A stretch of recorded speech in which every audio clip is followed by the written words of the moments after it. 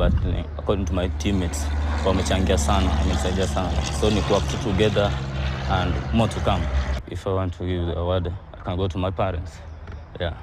And about the money, I will share it with my teammates and my parents back there. It's according to my work, when I put effort kwa hizo mazoezi na nimekuwa nikionyesha sana. Yeah. So ni si kitu geni. Sikuwa na pressure ku perform. Hii season tuna expect ni kuchukua tu hiyo golden boot tena. Yeah. Our Kenyan youngsters added 6 medals in weightlifting, taekwondo and boxing at the ongoing Africa Youth Games in Luanda, Angola, to take the tally to 23 medals.